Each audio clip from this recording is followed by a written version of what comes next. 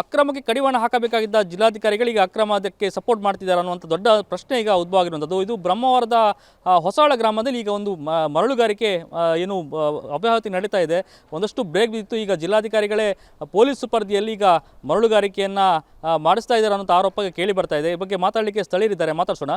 Sir, ಈ ಒಂದು doubt ಯಾಕೆ ಬಂತು? ಜಿಲ್ಲಾಧಿಕಾರಿಗಳೇ ಅಕ್ರಮದಲ್ಲಿ ಪಾಲ್ಗೊಂಡಿದ್ದಾರೆ ಅನ್ನೋಂಥ ಒಂದು ಡೌಟು ಯಾಕೆ ಬಂತು ಅಂತ.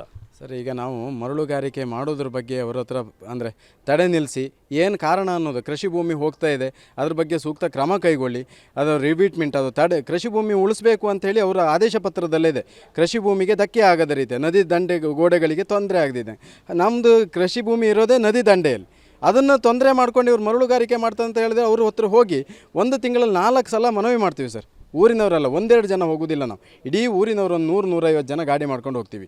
ಅದಕ್ಕೆ ಪುರಸ್ಕಾರ ಕೊಡದೆ ಈ ನಮ್ಮ ಅರ್ಜಿಗಳನ್ನೆಲ್ಲ ತಳ್ಳಿ ಹಾಕಿ ಈಗ ಒಂದು 150 ಜನ ಪೊಲೀಸ್ನವ್ರನ್ನ ಹಾಕಿ ಮರಳುಗಾರಿಕೆ ಮಾಡ್ತಾರಂತ ಇನ್ನೇನು ಎಣಿಸ್ಬೇಕು ಸರ್ ನಾವು?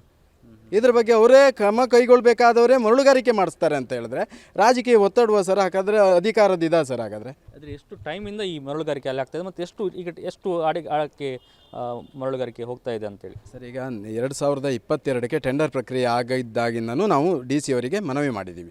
ನಮ್ಮೂರಲ್ಲಿ ಮರಳುಗಾರಿಕೆ ಮಾಡಿದ್ರೆ ಕೃಷಿ ಭೂಮಿಗೆ ತೊಂದರೆ ಆಗುತ್ತೆ, ಕುಡಿಯೋ ನೀರು, ಅಂತರ್ಜಲ, ಇದ್ರ ಬಗ್ಗೆ ಎಲ್ಲ ಸೂಕ್ಷ್ಮವಾಗಿ ಹೇಳಿದೆ. ಮೂಲಭೂತ ಸೌಕರ್ಯ ಇಲ್ಲ, ಇದ್ರ ಬಗ್ಗೆ ಎಲ್ಲ ಅವರಿಗೂ ಸಾಕ್ಷಿ ಸಮೇತ ಕೊಟ್ಟು ನಮ್ಮ ಕೃಷಿ ಭೂಮಿನ ಉಳಿಸ್ಕೊಳ್ಳೋದಕ್ಕೆ ಇಷ್ಟೊಂದು ಹೋರಾಟ ಮಾಡ್ತಿರುವಾಗಲೇ ಈಗ ಒಂದು 10 ದಿನದಿಂದ ಪೊಲೀಸ್ ಪ್ರೊಟೆಕ್ಷನ್ ಹಾಕಿ ಮರಳುಗಾರಿಕೆ ನಡೆಸ್ತಾರೆ ಅಂದರೆ ಇದು ಎಂಥ ವಿಪರ್ಯಾಸ ಸರ್. ಹಾಗಾದರೆ ಜಿಲ್ಲಾಧಿಕಾರಿಗಳು ಮುತುವರ್ಜಿ ಅಂತ ನಮ್ಗೆ ಮೇಲ್ನೋಟಕ್ಕೆ ಅನಿಸುತ್ತಾ? ನಾನು ಹೇಳಿದ್ರೆ ನಿಮ್ಗೆ ಅನಿಸುತ್ತೆ ಸರ್ ಇದ್ರ ಬಗ್ಗೆ? ಈಗ ಒಂದು ಊರಲ್ಲಿ ಹೊಳೆಯಲ್ಲಿ ನಮ್ದು ಇರೋದೇ 1400 ಮೀಟ್ರ್ ಹೊಳೆ. ಅಲ್ಲಿ ಇರುವಂಥದ್ದು 250 ಮೀಟ್ರ್ ಬಿಟ್ಟರೆ ಇನ್ನೊಂದು 1200 ಮೀಟ್ರ್ ಹೊಳೆ ಉಳಿತು. ಇದರಲ್ಲಿ 1.5 ಲಕ್ಷ ಮೆಟ್ರಿಕ್ ಟನ್ ಕೊಟ್ಟಿದ್ದಾರೆ. ಒಂದೇ ಜನರಲ್ ಟೆಂಡರಿಗೆ 1,13,000 ಮೆಟ್ರಿಕ್ ಟನ್, ಇನ್ನೊಂದು KRDಯಲ್ಲಿ 18,000 ಮೆಟ್ರಿಕ್ ಟನ್, ಇನ್ನೊಂದು ಹಾಕಿದ್ದಾರೆ 28,000 ಮೆಟ್ರಿಕ್ ಟನ್ ಅಂತ. 1.5 ಲಕ್ಷ ಮೆಟ್ರಿಕ್ ಟನ್ ಕೊಟ್ಟರೆ ನಮ್ಮ ಕೃಷಿ ಭೂಮಿಗೆ ಯಾರು ಹೊಣೆ? ಈ ಅಂತರ್ಜಲ ಮಟ್ಟ ಕಾಯ್ಕೊಳ್ಳುವಂಥ ಜಿಲ್ಲಾಡಳಿತ ಏನು ಮಾಡುತ್ತೆ? ಇದ್ರದ್ದೆಲ್ಲ ಅವರು ಸೂಕ್ಷ್ಮವಾಗಿ ಗ್ರೌಂಡ್ ರಿಪೋರ್ಟ್ ತೊಗೋಬೇಕಲ್ಲ ಸರ್, ಏನು ತೊಂದರೆ ಇದೆ ಅಂತ. ಕೃಷಿಕರಿಗೆ ಸುಮ್ಮನೆ ಅಪವಾದ ಹೊರಿಸ್ತೀವ? ನನ್ನ ಗದ್ದೆ ಭೂಮಿ ಹೋಗಿದೆ ಹೊಳೆಗೆ, ನಾನು ಅದರ ದಾಖಲೆ ಸಮೇತ ನಿಂತ್ಕೊತೀನಿ, ಬಂದು ಕಂದಾಯ ಇಲಾಖೆಯನ್ನು ಕರೆಸಿ ಹೊಳೆ ಸರ್ವೆ ಮಾಡಲಿ. ಹೋಗಿಲ್ಲ ಅಂತೇಳಿ ಅವ್ರು ದೃಢೀಕರಣ ಮಾಡ್ಕೊಂಡು ಮುಂದಿನ ಯಾವ ರೀತಿಯಲ್ಲಿ ಮರಳುಗಾರಿಕೆ ಮಾಡಬೇಕು ಅಂತೇಳಿ ಅವ್ರು ನಿರ್ಧಾರ ಮಾಡಲಿ.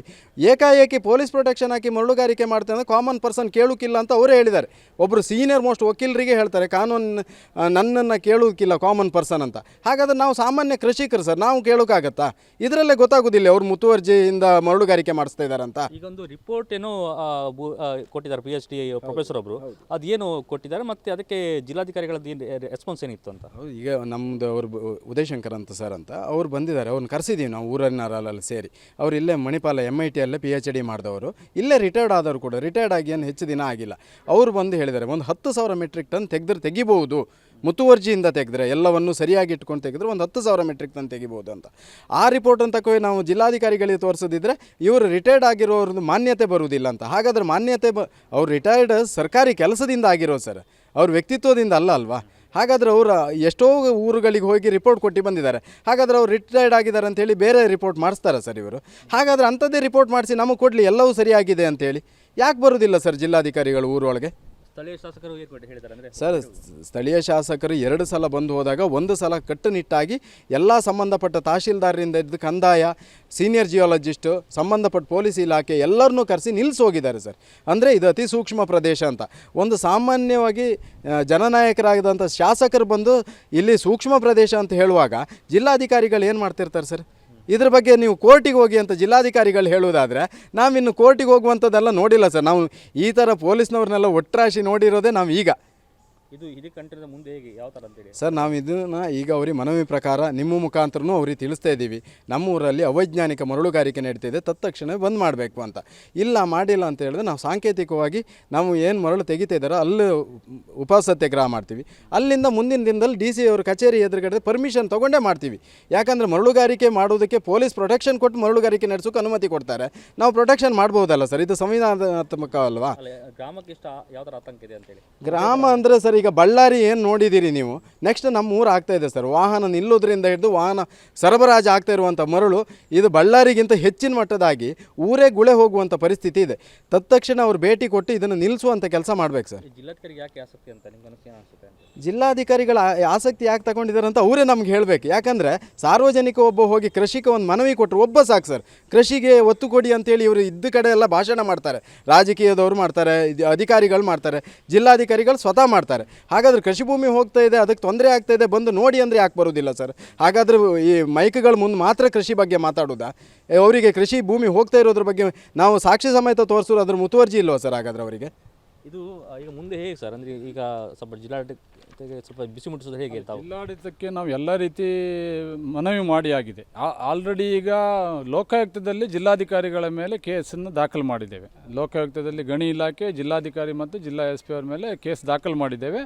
ಮತ್ತು ಮುಂದಿನ ದಿನದಲ್ಲಿ ಕೊನೆಯದಾಗಿ ನಾವು ಹೇಳಿದ್ದೇವೆ, ನಾಳೆ ನಾಡಿದ್ದು ಸಾಂಕೇತಿಕವಾಗಿ ಆ ಸ್ಥಳದಲ್ಲಿ ಧರಣಿ ಮಾಡ್ತೇವೆ. ಇಲ್ಲ ಅಂದರೆ ಜಿಲ್ಲಾಧಿಕಾರಿಗಳ ಕಚೇರಿ ಮುಂದೆ ಎಲ್ಲ ಸಾರ್ವಜನಿಕರು ಹೋಗಿ ಉಪವಾಸ ಸತ್ಯಾಗ್ರಹ ಮಾಡ್ತೇವೆ. ನಮಗೆ ನ್ಯಾಯ ಸಿಗೋಲ್ಲವರೆಗೂ ಉಪವಾಸ ಸತ್ಯಾಗ್ರಹ ಹೇಳುವ ಪ್ರಶ್ನೆನೇ ಇಲ್ಲ. ಯಾಕಂದರೆ ನ್ಯಾಯ ಬೇಕು ನಮಗೆ. ಇವರು ಇಂಥ ಒಂದು ಅಧಿಕಾರಿಗಳನ್ನು, ನಾವು ಇಂಥ ಒಂದು ಕೆಟ್ಟ ಜಿಲ್ಲಾಧಿಕಾರಿಗಳನ್ನು ನಾವು ಉಡುಪಿ ಜಿಲ್ಲೆಯಲ್ಲಿ ನೋಡೇ ಇಲ್ಲ. ಜನರ ಸಮಸ್ಯೆಗೆ ಸ್ಪಂದಿಸದ, ಕೃಷಿ ಸಂಬಂಧಪಟ್ಟ ಕೃಷಿಕರಿಗೆ ಸ್ಪಂದಿಸದ, ಅಕ್ರಮ ನಡೀತಿದೆ ಅಂತ ಹೇಳಿದರೂ ಕೂಡ ಸ್ಪಂದಿಸದ, ದಾಖಲಾತಿಯೊಂದಿಗೆ ಶಾಸಕರು ಸಂಸದರ ಜೊತೆ ಹೋಗಿ ಕೊಟ್ಟರು ಕೂಡ ಕ್ಯಾರೆ ಅನ್ನೋದ ಒಬ್ಬರು ಅಧಿಕಾರಿಗಳನ್ನು ನೋಡಿದ್ದು ಇದು ಫಸ್ಟು. ಆ ಕಾರಣಕ್ಕಾಗಿ ನಾವು ಹೇಳ್ತಾ ಇದ್ದೇವೆ, ಇವರು ಅಕ್ರಮದಲ್ಲಿ ಭಾಗಿಯಾಗಿರ್ಬೋದು ಅಂತ. ಅಮ್ಮ, ಈಗ ಈ ಗ್ರಾಮದಲ್ಲಿ ಪ್ರತಿನಿತ್ಯ ಯಾವ ಥರ ಸಮಸ್ಯೆ ಆಗ್ತದೆ ಅಂದರೆ, ಪೊಲೀಸ್ ಸುಪರ್ದಿ ಇದೆ, ಪೊಲೀಸ್ ಸೆಕ್ಯೂರಿಟಿ ನಂತರ ಮರಳುಗಾರಿಕೆ ಮಾಡ್ತಾ ಇದ್ದಾರೆ. ಸೊ ಎಷ್ಟು ಅಪಾಯ ಇದೆ, ಎಷ್ಟು ತಾವೇ ಹೇಗೆ ಊರಿನಲ್ಲಿ ಹೇಗೆ ಬಾಳ್ಬೇಕಂತೇಳಿ? ಬಾಳ್ಬೇಕಂದ್ರೆ ಅಷ್ಟು ಜನ ಬಾಳೋದು ನಮ್ಮ ಜಾಗದ ಹೊಳೆ ಹತ್ತಿರ ಗೆದ್ದೆ ಇದೆಲ್ಲ ಹೊಳೆ ಹೋಗಿ ಆಯಿತು. ಅವರು ಒಂದು 60-70 ದೋಣಿ ತಂದು ನಿಲ್ಸ್ಕೊಂಡಿರ. ಮತ್ತು ಅವ್ರದ್ದು ಜನ ಒಂದು 200 ಜನ ಮೇಲಿದ್ರು, ಯಾರು ಆ ದೋಣಿಯಲ್ಲಿ ಮಣ್ಣು ಹೊಂಗಿ ತೆಗುವವ್ರೆ. ಮತ್ತು ಟೆಂಪ ಅಲ್ಲಿರೋ ಜನ ಇದ್ರದಿಂದ ನಮಗೆಲ್ಲ ಸಾಯಂಕಾಲ ಮೇಲೆ ಹೊತ್ತು ಮಧ್ಯಾಹ್ನ ಎಲ್ಲ ಇಪ್ಪಗೆ ಅಂದರೆ ಸ್ವಲ್ಪ ಹೆದರಿಕೆ ಆಗ್ತದೆ. ಮತ್ತು ಬಾಮಿ ನೀರೆಲ್ಲ ಹಾಳಾಗಿ ಹೋಯ್ತು. ಹಾಳಾಗಿ ಅಂದರೆ ಕುಡುಕೆ ಎಡಿಯ ವಾಸನೆ ಹೋಯ್ತು. ಎಲ್ಲರ ಮನೆ ಬಾಮಿ ನೀರು ಹಾಗೆ. ನಿನ್ನೆ ತಗೊಂಡೋಗಿ ಪೊಲೀಸ್ನವ್ರಿಗೆ ತೋರಿಸಿತ್ತು ನಾವು, ನಮ್ಮ ಬಾಮಿ ನೀರೆಲ್ಲ ಹೀಗಾಗಿತ್ತು ಅಂದೇಳಿ ತೋರಿಸಿತ್ತು. ಬಂದ್ರೆ ಕಾಣ್ಲಕ್ಕೆ ನಾವು ಇಷ್ಟು ಜನ ಹೋಗಿ ಅಲ್ಲೇ DC ಆಫೀಸಲ್ಲಿ ಹೇಳಿತ್ತು. ಎಷ್ಟು ಒಂದು 250-150 ಜನವರೆಗೆ ಒಂದು 5-6 ಸಲ ಹೋಗಿತ್ತು. ಅವರು ಹೋದ್ರೆ ಉಪ್ಪಿನ ಕಲ್ಲು ಅನ್ನಲಿಲ್ಲ, ಅವರು ಎಂಥ ಮಾತು ಆಡಲಿಲ್ಲ. ಮೊನ್ನೆ ಹೋದಲ್ಲಿ ಹೇಳ್ತಾರೆ, ನೀವು ಇಂತಿಷ್ಟು ಗಾತ ಮಾಡಿ ಹೊಂಗಿ ತೆಗಿತ್ರಿಲ್ಲ, ನಮ್ಮ ಗೆದ್ದೆಲ್ಲ ಹೊತ್ತಂದು ಹೇಳ್ರೆ ಹೊಂಗಿ ತೆಗಿತು ನಮ್ಗಷ್ಟು ಗೊತ್ತಿಲ್ಲ, ನಂಗೆ ಅದು ಹೊಳಿದೆಲ್ಲ ಹೊಂಗಿ ತೆಗೆದು ಗೊತ್ತಿಲ್ಲ ಅಂತರು. ಮತ್ತು ಎಲ್ಲಿ ಹ್ಯಾಂಗೆ ಕೊಟ್ಟರು ಅವರು? ಅವ್ರಿಗೆ ಒಂದು ಸಲ ಬನ್ನಿ ಅಂತ ಹೇಳುತ್ತಲ್ಲ ನಾವು, ಅವ್ರ ಹತ್ರ ಬೇರೆ ಏನೂ ಕೇಂಬುದಿಲ್ಲ, ಒಂದು ಸಲ ಬಂದು ಕಾಣಲಿ. ಈಗ ಒಬ್ಬರು ಜಿಲ್ಲಾಧಿಕಾರಿಗಳು, ಒಬ್ರು ಮಹಿಳೆ, ಊರಿನ ಮಹಿಳೆಯರ ಬಗ್ಗೆ ಕಷ್ಟ ಅವ್ರಿಗೆ ಅರ್ಥ ಆಗ್ತಿಲ್ವಾ? ಅರ್ಥ ಏನು ಅರ್ಧ ಇರ್ಬತ್ತಿಲ್ಲ. ನಾವು ಎಷ್ಟು ಸಲ ಹೋಯ್ತು, ಎಷ್ಟು ಜನ ಅಲ್ಲಿ ಹೋಯ್ತು. ನಾವು ಊರಿನವರೇ, ನಾಗರಮಠದ ಅದೇ ಹೊಳೆ ಸೈಡಿನವರೇ ಹೋಗೋದು, ಬೇರೆ ಊರಿನವ್ರು ಹೋಗಲಿಲ್ಲ. ಅದೇ ಹೊಂಗಿ ತೆಗಿತಾರೆ ಹೋದ್. ನಾವು ಒಂದೇ ಊರಿನವ್ರು, ನಾಗರಮಠದವರೇ ಹೋದ್. ನಾವು ಇನ್ನೊಂದು ಊರಿನ ಕರ್ಕ ಬರಲಿಲ್ಲ. ಅದೇ ಊರು ಮನೆಯವರೇ ಹೋಗಿ ಹೀಗೆಲ್ಲ ಹೇಳಿದ್ರು. ಅವ್ರು ನಮ್ಮ ಮಾತು ಎಲ್ಲಿ ಕೇಳ್ತಾರೆ? ಎಷ್ಟು ಸಲ ಅಂದು ಹಬ್ಬದಲ್ಲಿ ನಾವು ಮತ್ತು ಗಟ್ಟೆ ಮಾತಾಡ್ರೆ ಇಲ್ಲಿ ಹೋಗಿ ಹೊಂಗಿ ನಿಲ್ಸದಲ್ಲಿ ಒಂದು 2-3 ಸಲ ನಿಲ್ಸ್ದಲ್ಲ ಅವರು ಇದೆಲ್ಲ ಟೆಂಪ ಮೈ ಮೇಲೆ ಹಾರಿಸ್ರು, ಗಂಡು ಮಕ್ಕಳು ಮೈ ಮೇಲೆ ಹಾರಿಸ್ರು. ನಾವು ನಿತ್ತಲ್ಲ ಈಚೆ ನಿಂತಿತ್ತು ಅಂದೇಳಿ ಆಚಿಂದ ಗಂಡು ಮಕ್ಕಳು ಮೈ ಮೇಲೆ ಹಾರಿಸಿ 2-3 ಜನಿಗೆ ಇದಾಯಿತು. ಅವರು ಅದೊಂದು ಕಂಪ್ಲೇಂಟ್ ಮಾಡಿತ್ತು, ಅದಕ್ಕೆ ಎಂತ ಏನೊಂದು ಇಲ್ಲ ಹೊಯ್ಲಿ. ಹೆಣ್ಣು ಮಕ್ಕಳ ಮೇಲೆಲ್ಲ ಬ್ಯಾಡ್ದಿದ್ದೆಲ್ಲ ಬರ್ದು ಹಾಕ್ದ ಒಬ್ಬನ, ಅದನ್ನು ನಾವು ಕಂಪ್ಲೇಂಟ್ ಮಾಡಿತ್ತು, ಅದಕ್ಕೂ ಒಂದಿದ್ದಿಲ್ಲ. ಇವ್ರು ಹಂಗಾರೆ ಎಂತ ಮಾಡೋದು, ಇವ್ರದ್ದಿಗೆ ಸಪೋರ್ಟ್ ಹಂಗಾರ? ನಮ್ಮ 3 ಜನರೇ ಸಪೋರ್ಟ್ ಇಲ್ಲಯಾ? ನಾವು 3 ಜನ ಇನ್ನೊಂದು ಊರಿಂದ ಬಂದವ್ರ. ನಾವು ಅದೇ ಭೂಮಿಯಲ್ಲಿ ಹುಟ್ಟಿ ಬೆಳೆದು ಎಲ್ಲ ಅನ್ನ ಮಾಡ್ಕೊ ತಿಂದಾರಲ್ದ ನಾವು. ಇನ್ನೀಗ ಬಾಮಿ ಹೊತ್ತು ನೆರೆ ಬಂದ್ರೆ ಬಾಮಿ ಹೊತ್ತು, ಹೊಳೆ ಕಾಲಿಕೆಯಲ್ಲಿ ಮೇಲೆ ಗೆದ್ದೆ ಹತ್ರ ಬಾಮಿ ಇತ್ತು, ಬಾಮಿ ಎಲ್ಲ ಹೊತ್ತು. ಇದು ಜಿಲ್ಲಾಧಿಕಾರಿ ಸ್ವರೂಪ DK ಅವರ ಕಾರ್ಯವೈಖರಿ. ಸದ್ಯ ಒಂದು ಶಾಸಕರು, ಸಂಸದರು ಅವರ ಮಾತನ್ನೇ ಉಡೋಫೆಯಾಗಿ ತಗೊಂಡಿರುವಂಥದ್ದು. ಜೊತೆಗೆ ಏನು ಒಬ್ಬ PhD ಪ್ರೊಫೆಸರ್ ಅವರ ರಿಪೋರ್ಟನ್ನೇ ಅವರನ್ನು ಅಲೆಗೆಳೆದಿರುವಂಥದ್ದು. ಸದ್ಯ ಇವರ ಕಾರ್ಯವೈಖರಿ ನೋಡ್ತಿದ್ದರೆ ದೊಡ್ಡ ಅನುಮಾನವೇ ಹುಟ್ಕೊಳ್ತಾ ಇದೆ. ಹೀಗಾಗಿ ಜಿಲ್ಲಾಧಿಕಾರಿಯವರ ಅಕ್ರಮದಲ್ಲಿ ನೇರವಾಗಿ ಪಾಲ್ಗೊಂಡಿದ್ದಾರಾ ಅಥವಾ ಪರೋಕ್ಷವಾಗಿ ಪಾಲ್ಗೊಂಡಿದ್ದಾರಾ ಅನ್ನೋಂಥ ತನಿಖೆ ಆಗಬೇಕಾಗಿದೆ. ಸದ್ಯ ಜಿಲ್ಲಾಧಿಕಾರಿಗಳು ಅಕ್ರಮವಾಗಿ ತನಿಖೆ, ಅವರೇ ಅಕ್ರಮದಲ್ಲಿ ಪಾಲ್ಗೊಂಡಿದ್ದಾರೆ ಅಂತ ಭಾಳಷ್ಟು ಆರೋಪ ಕೇಳಿ ಬರ್ತಾ ಹಿನ್ನೆಲೆಯಲ್ಲಿ ಈಗ ಸರ್ಕಾರಿ ಅವರ ವಿರುದ್ಧ ಒಂದು ತನಿಖೆಯನ್ನು ಮಾಡಬೇಕಾಗಿದೆ. ಆದಷ್ಟು ಬೇಗ ಈ ಗ್ರಾಮದ ನೋವನ್ನು ಸರ್ಕಾರ ಬಗೆಹರಿಸಬೇಕಾಗಿದೆ. ಸದ್ಯ ಜಿಲ್ಲಾಧಿಕಾರಿಗಳು ಕೇಳ್ತಾ ಇಲ್ಲ ಅನ್ನೋಂಥದ್ದು ಈ ಎಲ್ಲ ಗ್ರಾಮಸ್ಥರ ಮಾತಲ್ಲೇ ಕೇಳಿ ಬರ್ತಾ ಇದೆ. ಜಿಲ್ಲಾಧಿಕಾರಿಗಳ ನಡೆ ಬಹಳಷ್ಟು ಅನುಮಾನಗಳಿಗೆ ಕಾರಣ ಆಗ್ತಾ ಇದೆ. ಈ ಜಿಲ್ಲಾಧಿಕಾರಿಗಳ ಈ ಅಕ್ರಮಕ್ಕೆ ಕಡಿವಾಣ ಹಾಕಬೇಕು ಅನ್ನುವಂಥ ಗ್ರಾಮಸ್ಥರ ಒತ್ತಾಯ. ಆದಷ್ಟು ಬೇಗ ಈ ಇವರ ಉಪ ಸತ್ಯಾಗ್ರಹಕ್ಕೆ ಆರಂಭವಾಗುವ ಮೊದಲೇ ಆದಷ್ಟು ಸರ್ಕಾರ ಈ ನಿಟ್ಟಿನಲ್ಲಿ ಮಧ್ಯಸ್ಥಿಕೆ ವಹಿಸಿ ಜಿಲ್ಲಾಧಿಕಾರಿಗಳ ವಿರುದ್ಧ ತನಿಖೆ ಮಾಡಬೇಕಾಗಿದೆ. ಜೊತೆಗೆ ಈ ಎಲ್ಲ ಅಕ್ರಮಕ್ಕೆ ಕಡಿವಾಣ ಹಾಕಬೇಕಾಗಿದೆ. ಪರೀಕ್ಷಿತ್ ಶೇಟ್, ನ್ಯೂಸ್ ಫಸ್ಟ್, ಉಡುಪಿ.